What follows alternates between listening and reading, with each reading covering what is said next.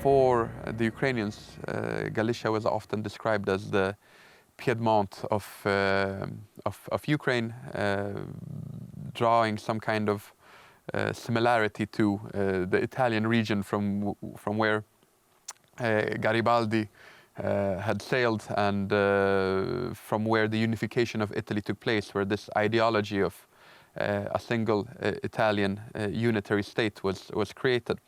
The Ukrainians in Galicia tried to serve the same type of role for all Ukrainian inhabited territories, of which 85% or so were located in the Russian Empire.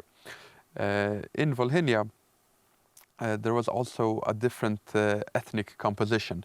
In Galicia, there was a Ukrainian majority if we look at the entire region. Nevertheless, it was large differences between Western and Eastern Galicia. In Western, the Poles had a majority. If we look at the entire region taken together, then it was more or less 60-65% Ukrainian, 30-35 Polish. And then there was also the issue of how to classify the large Jewish minority in the region as well. Most of them would either consider themselves as a completely separate nation without describing themselves as either Ukrainian or Poles. However, of the Jews that did identify with one of these two nations, it usually was with the Poles, as they also served quite a similar function in society, having more access to wealth, being better educated, and considered to be among the higher classes, so to say. In Volhynia, the Ukrainian majority was much more significant, probably somewhere around 80-85% or so. And then again, a large Jewish minority as well. When Poland finally did win independence in 1918 after 123 years of partitions, it fought a war with Soviet Russia, and it was very much for the territories that are today in Belarus and Ukraine.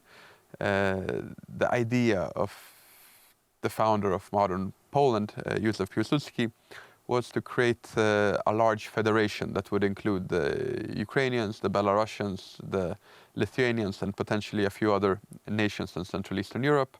And they would share foreign policy, security policy. It would be somewhat of a military alliance, but they would be separate states that internally would rule themselves. Potentially, there could even be a solution in which there would be a completely independent Ukrainian state that wouldn't be part of any federation or confederation at all, as long as there would be some close cooperation when it came to military affairs, as the Soviet Union or Russia in any form that could emerge after the First World War was considered a threat by the Poles.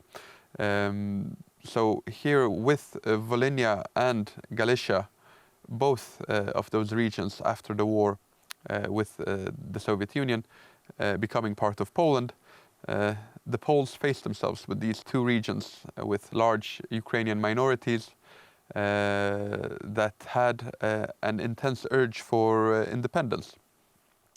With, as I mentioned previously, these different cultural aspects of the two regions, the different ethnic composition as well, the Poles had to experiment a little bit with the so-called Ukrainian question. There were various views in Poland on what to do with this large Ukrainian minority. The arch rivals of this founder of modern Poland, Józef Piłsudski, the so-called National Democracy Movement led by Roman Dmowski, they had an idea that the Ukrainian minority within Poland should be Polonized. There should be a certain amount of pressure exerted on them in order for them to adapt Polish culture, Polish language, to convert to Roman Catholicism. The other idea was naturally Piłsudski's of this multinational federation. Adam, as usual, the clock in the corner of the room has defeated us. I'm going to have to ask you to pause there, but we will pick it up next time. I've had to ask Adam to pause, but fear not, if you join us next time on Poland Daily History, as we hope you will, we'll pick up the story. Until then, thank you very much for watching.